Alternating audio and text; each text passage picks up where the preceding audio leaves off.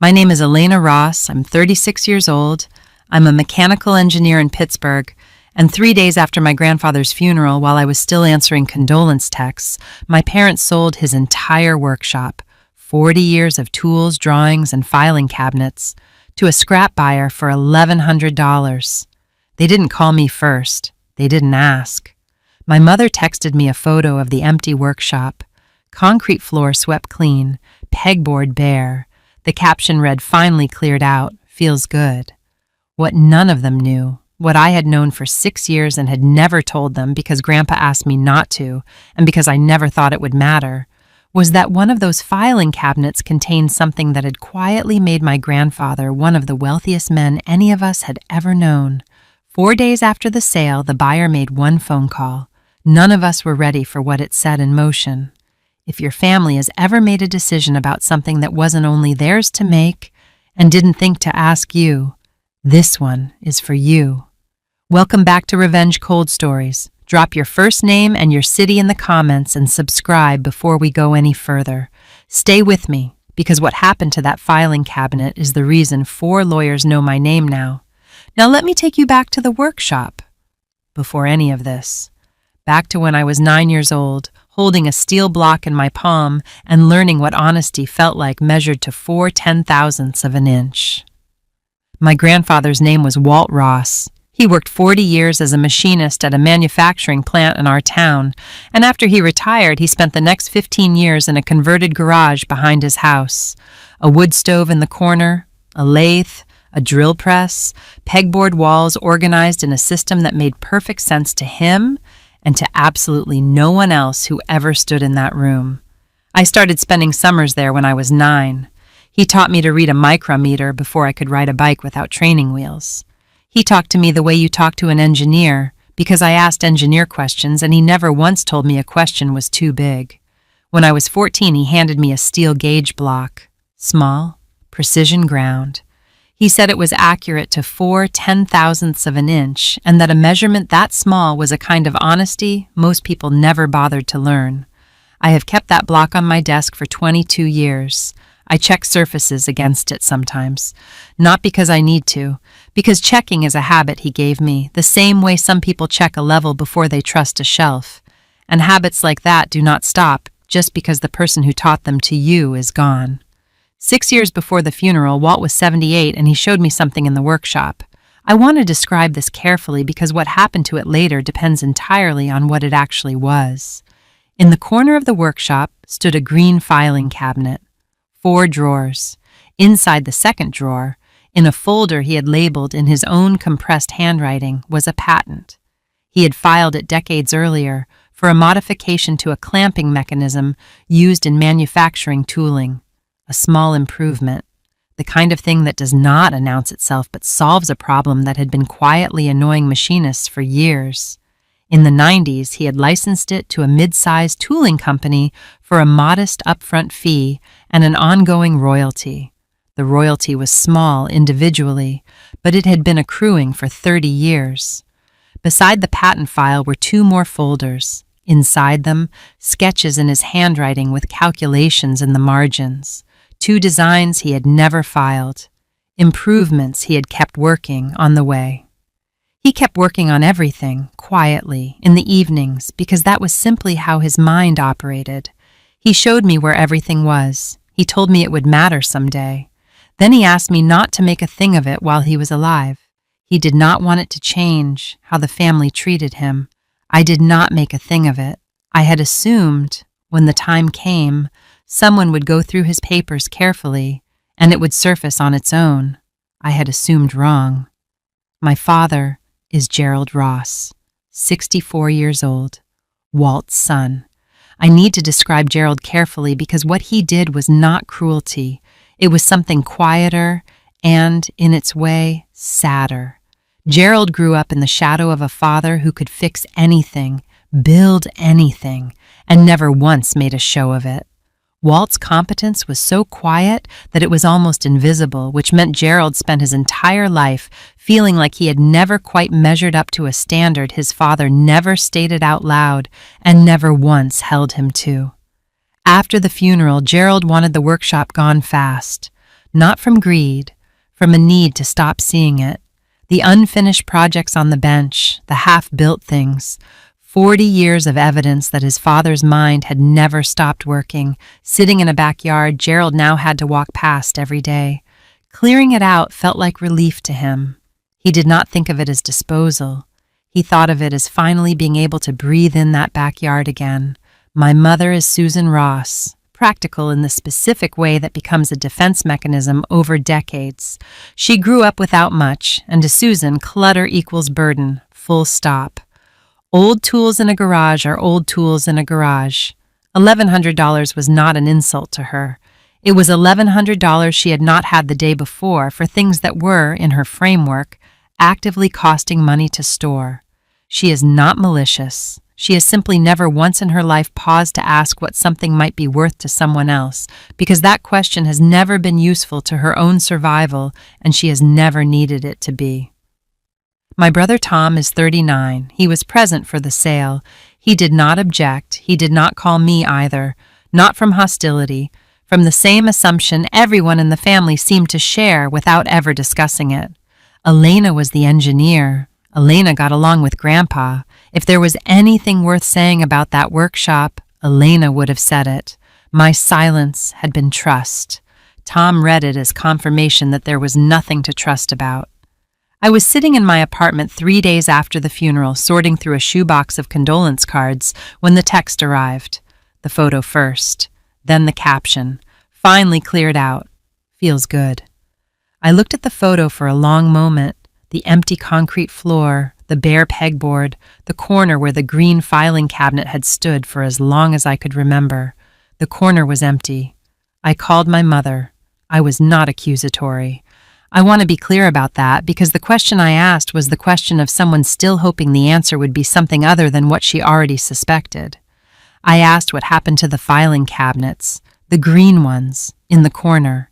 My mother's answer arrived lightly, already moving toward the next topic, the way people talk when they believe they are delivering good news. Everything went, she said. The scrap guy took it all. Tools, cabinets, everything. He gave them a flat price for the lot. It was such a relief. It was just old junk taking up space. Just old junk. 7 words delivered warm. She thought she was sharing good news. She had no idea what she was describing. I did not say anything for a moment. I looked at the gauge block on my desk. Within an hour, my mother had posted in the family group chat a photo of a check, $1,100, with a caption about closing this chapter and moving forward instead of getting stuck in the past, with a folded hands emoji at the end. Tom replied with a thumbs up. An aunt replied that it was so healthy that everyone was handling this so well. I read the thread from my desk. I thought about the patent file, the correspondence with the licensee, the 2 unfiled designs with calculations in the margins, the kind of calculations that take a particular kind of mind to produce. I typed a message, deleted it, typed another, deleted that one too. What I eventually sent was simple. I asked whether anyone knew who had bought it. The scrap guy. Did anyone have his name or his number? My mother replied 40 minutes later.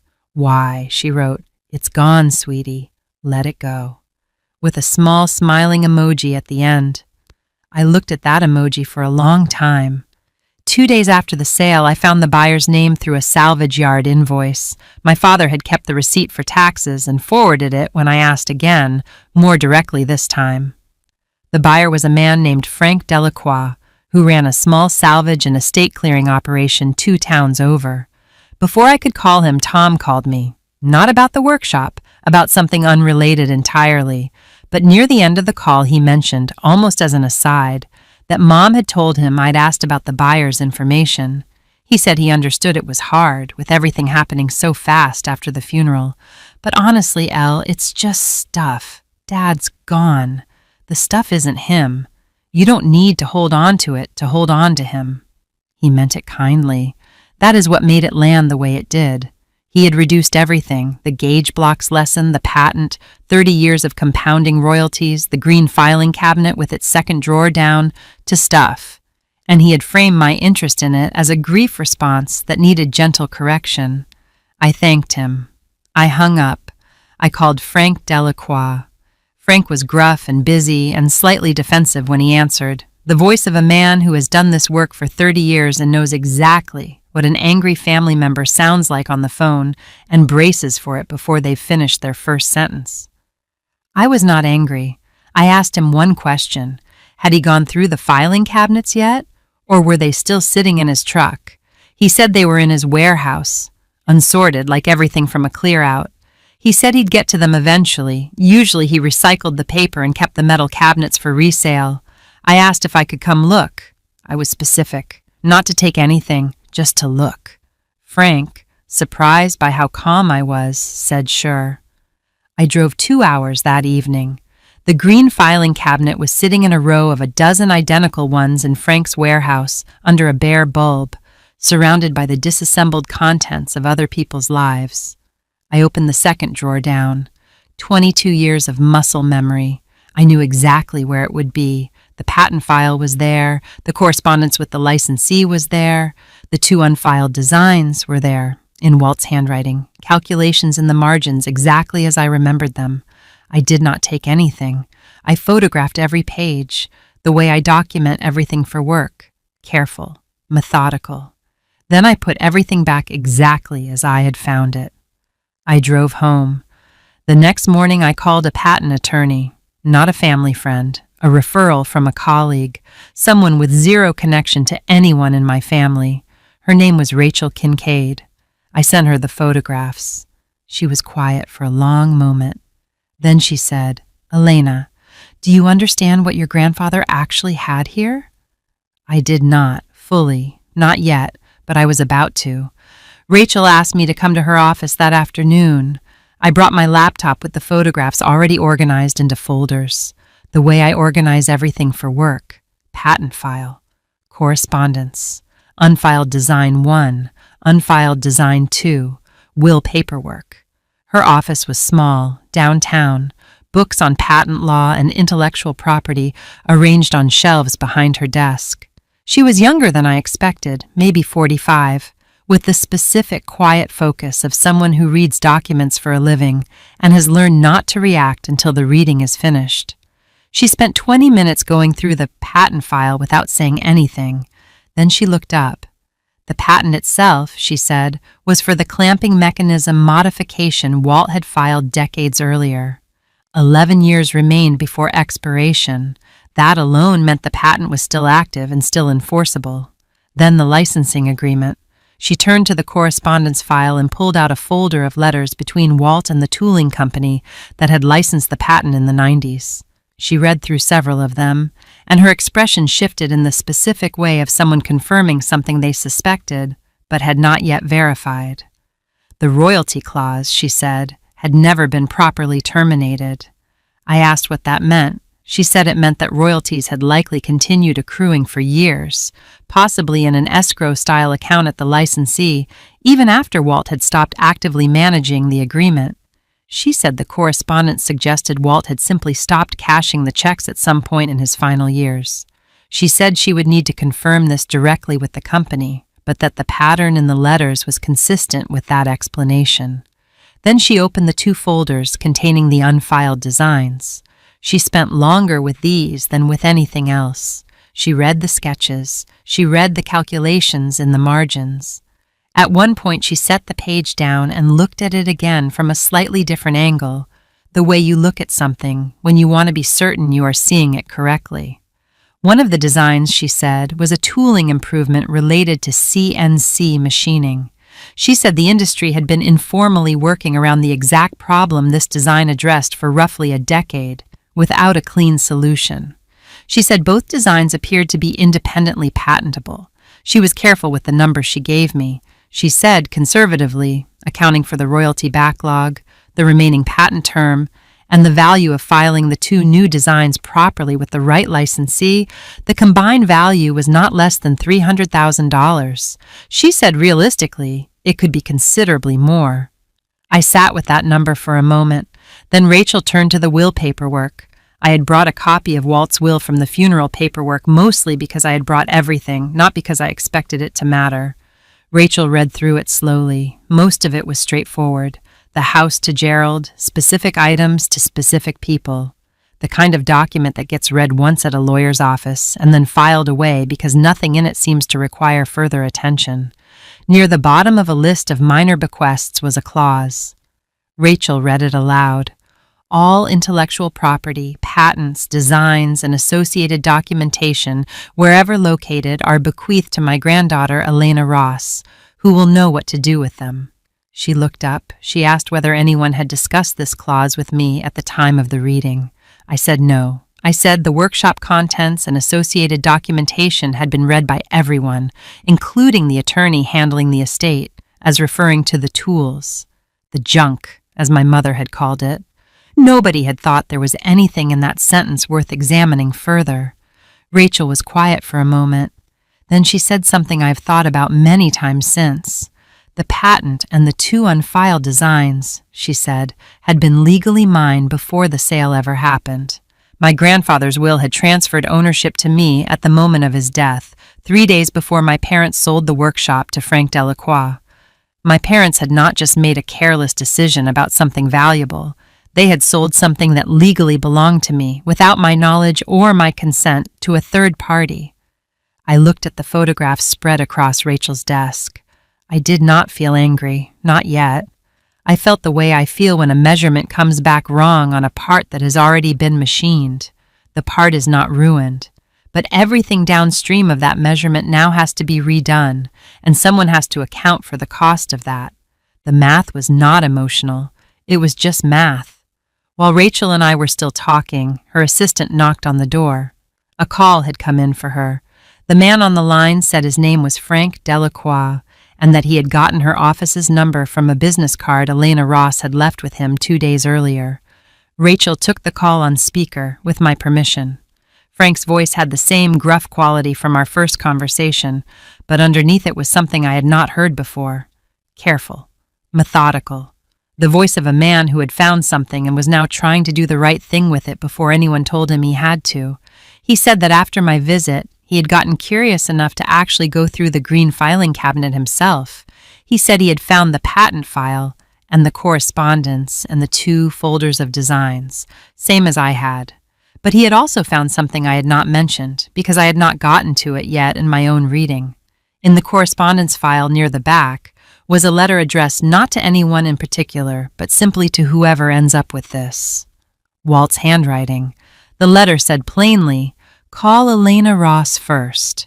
Frank said he had also had the cabinet's contents appraised by someone he knew in the patent recovery business, mostly out of his own curiosity once he realized what he might be sitting on. Then he said the sentence that I have thought about more than almost anything else in this entire story. "Ma'am," he said, "I think I bought something that wasn't your family's to sell. I'd rather sort this out properly than have it come back on me later." He was not hostile. He was not defensive. He was a man 2 towns over who ran a salvage business and had found himself holding something that did not belong to the people who sold it to him, and his first instinct on realizing this was to make it right. Rachel told him she would be in touch within the day with the appropriate next steps and thanked him for the call. After she hung up, she looked at me for a moment. She said that in 20 years of practicing this kind of law, that was one of the more honest phone calls she had received from anyone. I agreed. Frank returned the green filing cabinet and its contents to me directly 2 days later, not to my parents, to me. He drove it over himself in his truck, the same cabinet, all 4 drawers exactly as Walt had left it. He helped me carry it into my apartment. He did not ask for anything in return. When I offered to reimburse him for his time, he said the $1,100 he'd paid for the whole lot had already covered plenty of actual scrap metal and he wasn't going to charge anyone for doing the right thing. I thanked him. He looked at the cabinet for a moment before he left. He said Walt must have been quite a guy to leave a letter like that. He said in 30 years of clearing out workshops, he'd never found anything like it. I said he was. Rachel sent a letter to my parents the following week. I want to be precise about what the letter was because it matters for understanding what happened next. It was not a lawsuit. It did not threaten anything. It was a formal notice, plainly worded, that stated the following facts. The items sold to Frank Delacroix had been, per the terms of Walt Ross's will, the sole legal property of Elena Ross at the time of the sale. The sale had been conducted without the legal owner's knowledge or consent. The items had since been recovered, and Elena Ross, as the rightful owner, was proceeding with patent filings and royalty recovery in her own name in accordance with her grandfather's wishes. The letter did not accuse my parents of anything. It simply, plainly, removed them from the situation entirely. They had never been part of it. They just had not known that. The tooling company confirmed the royalty situation within 2 weeks of Rachel's office contacting them. The royalty clause in the original licensing agreement had included a survivorship provision, which Walt had updated quietly years earlier without telling anyone, naming me as the beneficiary in the event of his death. The company had an escrow account holding unclaimed royalties that had accrued for 6 years, the period during which Walt had stopped cashing the checks. The amount was just over $40,000. It was released to me within a month once Rachel's office had completed the documentation confirming my status as Walt's named beneficiary under the agreement. The 2 unfiled designs took longer. Rachel's office began the proper filing process for both. The CNC tooling improvement, the one she had identified as addressing a problem the industry had been working around for a decade, drew interest from 2 companies within the first year. Licensing negotiations began. None of this happened quickly. Patent filings and licensing negotiations move on their own timeline, measured in months rather than days. But each step happened in order, the way a properly machined part moves through a process where every measurement has been checked. The family dinner happened about 3 weeks after Rachel's letter arrived. My parents had received it by then. They had read it. They had, I think, spent those 3 weeks absorbing what it meant in the way that takes time when something requires you to revise an understanding you have held for a very long time. We sat at the same table where I had eaten dinner my entire childhood. My mother had made the meal she always made when she wanted things to feel normal, which told me something about the state she had been in leading up to this. Nobody mentioned the workshop until after the food had been served. Then my mother set down her fork. She asked why I hadn't just told them. 6 years ago. Why hadn't I said something? Her voice was not defensive. It had the quality of someone asking a question they genuinely needed answered, the kind of question that had been sitting underneath 3 weeks of silence. I answered as plainly as I could. I said Grandpa had asked me not to. He hadn't wanted it to change how the family treated him while he was alive, and I had respected that because it was his to ask and his to decide. And I said that beyond that, I had trusted that if I ever did need to say something, the family would have actually looked at what they were holding before they got rid of it. My father did not say much. He looked at his plate for a long time. My mother looked at her hands. Tom said nothing at all. I could see him thinking about something, and I had a reasonable guess what it was. "It's just stuff. Dad's gone. The stuff isn't him." The dinner continued, quieter than it had started, but it continued. Nobody left the table angry. Nobody raised their voice. It was, in its way, the most honest dinner we had had as a family in years, because for the first time everyone at the table was working from the same set of facts. I drove home that evening with the gauge block in my coat pocket. I had brought it with me, without quite deciding why, and at some point during the dinner I had put my hand in my pocket and felt its weight there, small and precise, and exactly as heavy as it had always been. 4/10,000ths of an inch. A measurement that small was a kind of honesty most people never learned. I had learned it at 14 in a workshop that no longer existed, from a man who had spent his whole life building things quietly and never once making a show of it.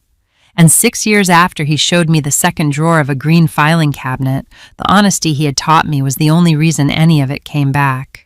The patent filings for the 2 new designs took 11 months from start to finish.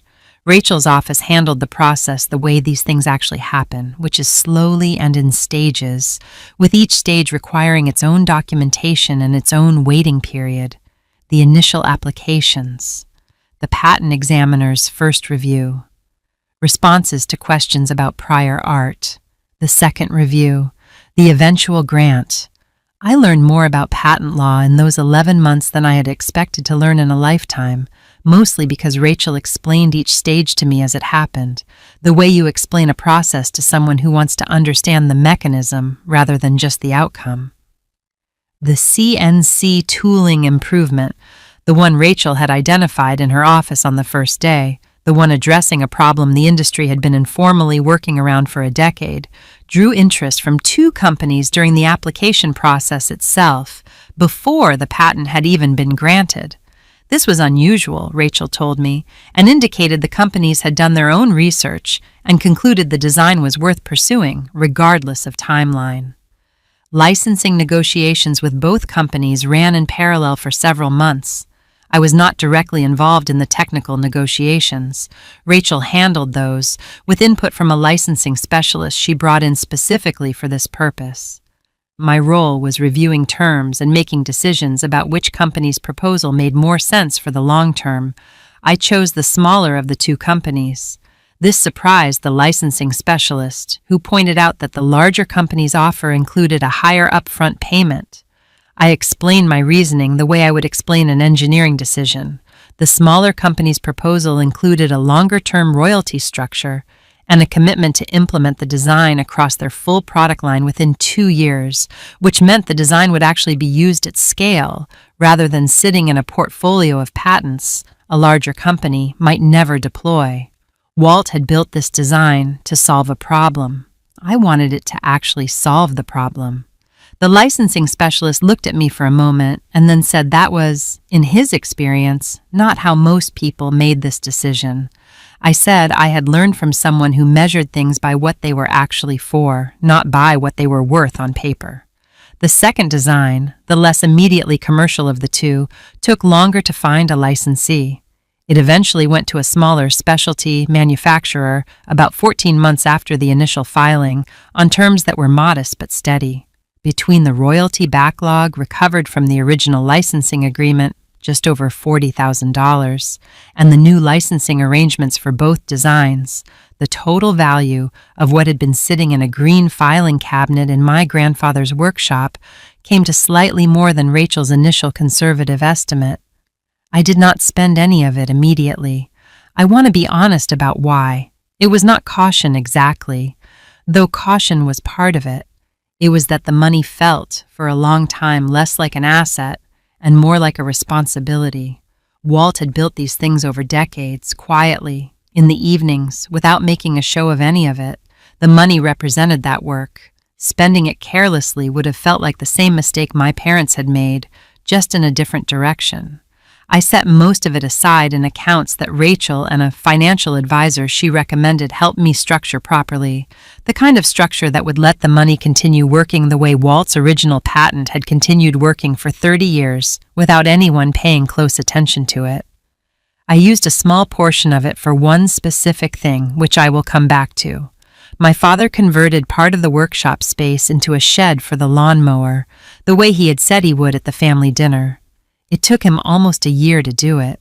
I know this because Tom mentioned it during one of our occasional calls, almost as an aside, the way you mention something that has been sitting unfinished for longer than anyone wants to acknowledge. When my father finally did it, he did not call to tell me. I found out from my mother, who mentioned it the way she had started mentioning things in the months after the family dinner carefully, as though she was still calibrating which details belonged to which version of our relationship. She said my father had gone into the space for the first time in almost a year to start clearing it for the shed conversion, and that he had stood in the doorway for a while before he started. She did not elaborate further. I did not ask her to. I understood enough about my father to know that standing in that doorway, a year after the sale, with the full understanding of what had been in that corner and what it had meant, was its own kind of reckoning, not one that produced a conversation. Just one that happened. Privately, the way most of my father's internal life happened. He never went back into the space again after that, according to Tom. The shed conversion was finished by a contractor he hired, the first time in his life, as far as I knew, that my father had paid someone else to do work he would normally have done himself. I thought about that for a while when Tom told me. I think my father had understood, finally, something about his own father that he had spent his whole life not quite being able to name. Walt's competence had never been a judgment on Gerald. It had just been Walt, being Walt, quietly, the way he did everything. But Gerald had spent 64 years measuring himself against it anyway, and the workshop had been the physical evidence of that measurement, and now the workshop was gone, and what remained was just the measurement itself, with nothing left to measure against. I do not think my father will ever fully resolve that. I think some things you carry rather than resolve. My mother returned the $1,100 to Frank Delacroix about 6 weeks after the family dinner. She did not tell me she was planning to do this. I found out about it from Frank himself, who called me. We had stayed in occasional contact since he returned the filing cabinet, to ask, somewhat bemused, whether I knew anything about a check that had arrived at his business with a note from my mother. The note, Frank told me, said simply that the $1,100 had never really been theirs to keep, given everything that had happened since, and that she wanted to return it. It did not ask for anything in return. It did not explain further. I asked my mother about it the next time we spoke. She was almost dismissive about it, the way she was dismissive about things she had decided were simply obvious and did not require discussion. She said it had just seemed like the right thing to do, given everything. She said Frank had done the honest thing when he found that letter, and it had felt wrong for them to be the only people in the whole situation who had not. I told her that was a very Walt thing to do. She was quiet for a moment. She said she supposed it was. I do not think my mother fully recognized the resemblance, even as she said it, but I noticed it and I have thought about it since. Susan, who equates clutter with burden and has never paused in her life to ask what something might be worth to someone else, had paused, just once, about one thing, in a way that mattered. I consider that real, even if it was small, especially because it was small. Tom and I had one direct conversation about all of it, about 4 months after the family dinner. He called on a Sunday evening, and after some preliminary conversation about other things, he brought it up himself. He said he had been thinking about what he'd said on the phone, back before any of this, about it just being stuff, about Dad being gone, and the stuff not being him. He said he had meant it kindly at the time.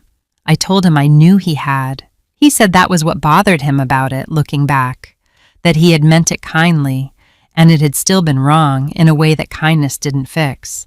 I told him that was probably the most honest thing anyone in the family had said about any of this. He was quiet for a moment. Then he said something I had not expected. He said he had been thinking lately about all the times growing up that I would disappear into the workshop with Grandpa for hours, and how he had never once been curious about what they talked about in there. He said he had always assumed it was just engineering stuff, boring stuff, the kind of thing that didn't interest him. He said he wondered now what else he had assumed was just stuff over the years without ever checking. I did not have an answer for that. I told him I appreciated him saying it. We talked about other things after that. The conversation did not resolve into anything dramatic, but it was different from our conversations before, in a way that has continued since. Tom asks more questions now, not about the patents specifically, just generally, about things he used to assume he already understood. I think that is its own kind of consequence. Quieter than the others, but real. The small portion of the money I used for something specific went toward restoring the workshop. Not my father's workshop, a different one. There is a community center about 20 minutes from where I grew up that runs a youth program. Kids, mostly from families without much, who get exposed to trades and mechanical skills through an after-school program that has been chronically underfunded for years. I had read about it once, years ago, and had donated occasionally without thinking much about it. After everything settled, I contacted them directly. They had a space, a converted garage, similar in size and layout to Walt's workshop, though in considerably worse condition, that they had been wanting to properly equip for years but had never had the funding to do it. I funded the equipment, a lathe, a drill press, proper workbenches, the kind of pegboard organization system that makes sense to whoever sets it up, the same way Walt's system had made sense only to him. I did not put my name on anything. I asked that it not be publicized. The program director understood, the way people sometimes understand things without requiring an explanation, and simply said thank you, and asked whether I would be willing to come by sometime and talk to the kids about what engineers actually do, since most of them had never met one. I said yes. I went the following month. I brought the gauge block with me, the one Walt had given me when I was 14. I showed it to a group of 12 and 13-year-olds, the way Walt had shown it to me. I told them it was accurate to 4/10,000ths of an inch. I told them that a measurement that small was a kind of honesty most people never bothered to learn. One of the kids, a girl who had been quiet through most of the visit, asked if she could hold it. I let her. She held it for a long moment, turning it slightly in the light, the way you do when you are trying to understand something by feeling its weight. Then she asked how you would know if you were measuring something correctly. I told her you check it against something you trust, something you know is accurate, and then you trust the result, even if the result is not what you expected. She nodded, the way kids nod when they have understood something they will not be able to fully articulate for years. I gave the gauge block back to her, not permanently. I asked the program director to keep it in the workshop, somewhere the kids could see it and use it, with a small card explaining what it was and what it was for. No names, no story attached, just the block and what it measures. My parents sold my grandfather's workshop 3 days after his funeral for $1,100 without asking me, because they believed it was just old junk. Inside one of the filing cabinets was a patent with 11 years remaining, a royalty agreement that had been quietly accruing for 6 years, and 2 unfiled designs that turned out to be independently patentable. All of it had been legally mine since the moment of Walt's death, according to a clause in his will that no one had read carefully. The buyer, Frank Delacroix, found a letter addressed to whoever ends up with this, telling them to call me first. He called my attorney instead, voluntarily, because he believed he had bought something that wasn't rightfully sold to him. He returned everything to me directly. The royalty backlog and the 2 new licensing agreements eventually totaled more than $300,000. My father converted the space into a shed and has not gone back in since. My mother returned the $1,100 to Frank on her own without being asked. Tom and I had the most honest conversation we've had in years. I used part of the money to equip a youth workshop, and I left the gauge block there. That is the whole story. Now here is what I want to leave with you. My family did not do what they did out of cruelty. Gerald wanted relief from a reminder he could not name. Susan saw clutter and removed it, the way she had always removed clutter. Tom trusted my silence to mean nothing was there, because that was the simplest explanation, and the simplest explanation is usually the one people choose when they are not required to choose anything harder. None of them paused to ask what something might be worth to someone else. That is not malice. But it has the same effect as malice sometimes, because the cost lands the same way regardless of the intention behind it. The thing that saved all of it was not anger, and it was not a lawsuit, and it was not even really the will. It was a stranger who found a letter and decided that doing the right thing mattered more than keeping something he had already paid for. Frank Delacroix did not know my grandfather. He had never met any of us. He found a letter in a filing cabinet, and he made one phone call because he would rather sort something out properly than have it come back on him later. That sentence is worth more than the $300,000, in a way, because it is the sentence that proves the world still has people in it who check their own work against something they trust, the way Walt taught me to, 4/10,000ths of an inch. A measurement that small is a kind of honesty most people never learn. But some people learn it anyway, and when they do, it shows up exactly when it matters most. Tell me in the comments your first name and your city. Tell me if you have ever been the only person in a room who actually understood what something was worth. Tell me if it came back to you anyway, through someone you never expected. For more stories like this one, come find us on the channel. Every story here is about something quiet that turned out to matter more than anyone realized, until the right person looked closely enough to see it. Subscribe, and I'll see you in the next one.